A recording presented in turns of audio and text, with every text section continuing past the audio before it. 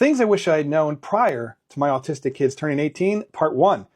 I wish that I had remembered, or even just sort of planned for, the fact that I lose access to everything medical for them.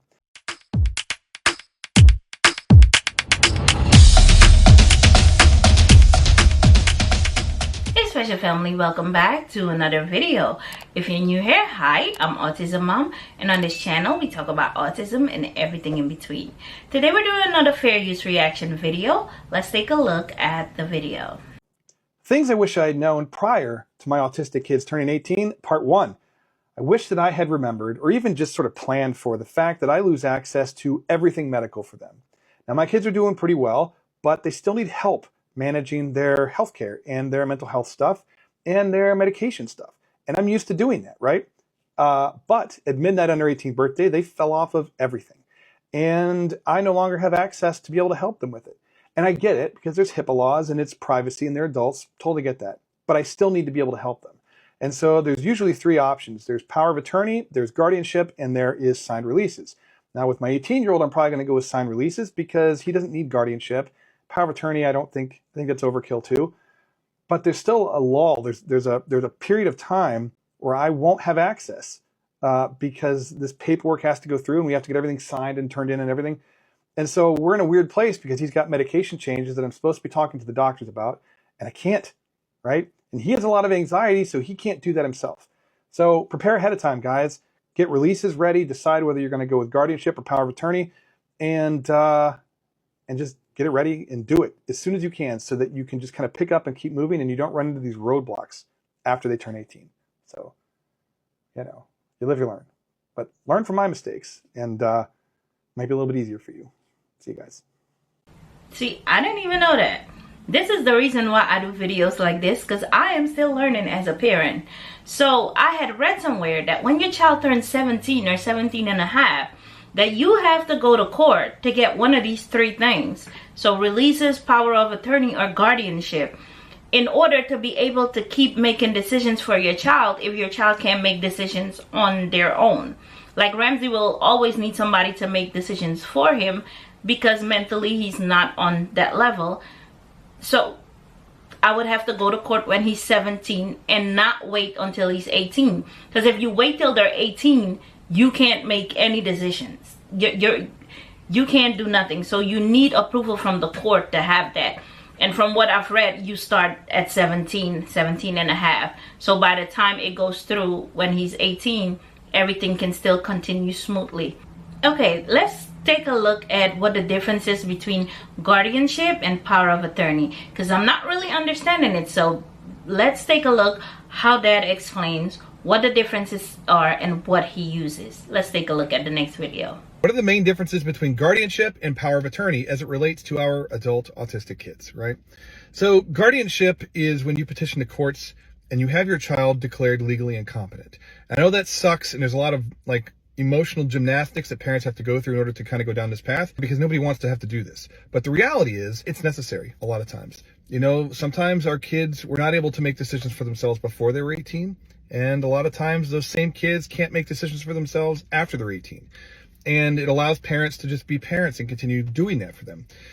There is some micromanagement, like you have to account for a lot, and there's oversight and things like that. And that kind of sucks. And, I haven't really met anybody who's like, yes, guardianship, it's amazing. Most people think it sucks, but it's a necessary evil to help your child live their adult life.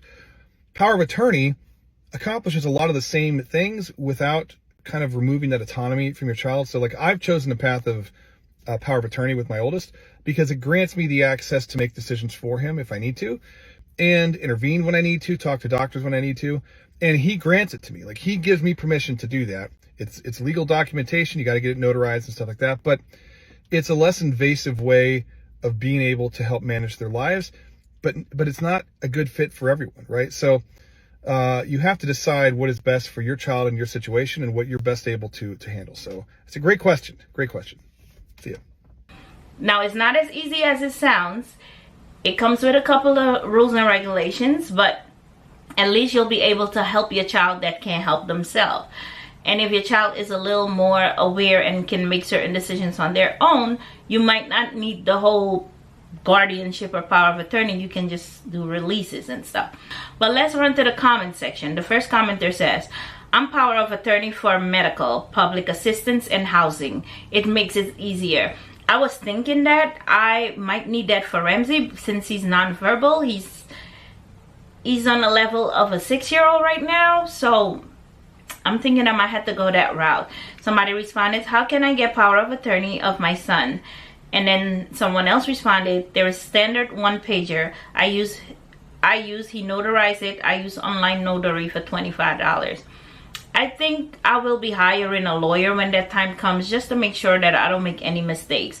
My lawyer is a special needs attorney because she also has a son with autism, and she really advises me to go in the right direction. She also did my special need trust. Parents should look into that. And Ramsey has a special need trust, and that is all because of her. Next commenter, I have them sign a HIPAA for each doctor that it's okay for me to have access. Only downside is that I have to do this every year. Well, you still have access, so I don't even look at it as a downside. Next commenter, if you choose to go with guardianship, you should start that process when they are 17. Some places will say 17 and a half, but start at 17 with paperwork, and you will need to get a lawyer. See, so I was correct.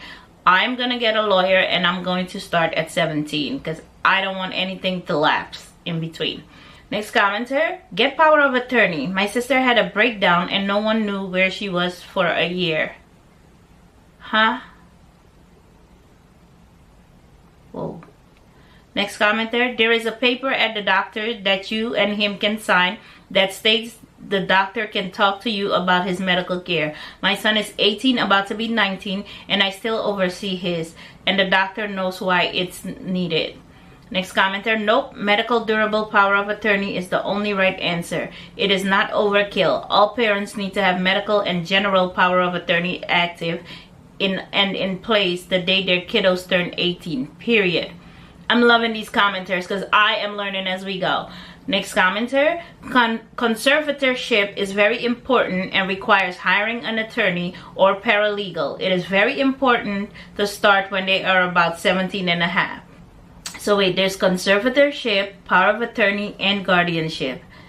This is gonna be a whole nother egg to crack. So this information was taken from this TikTok page and handle. Go ahead and give them a follow.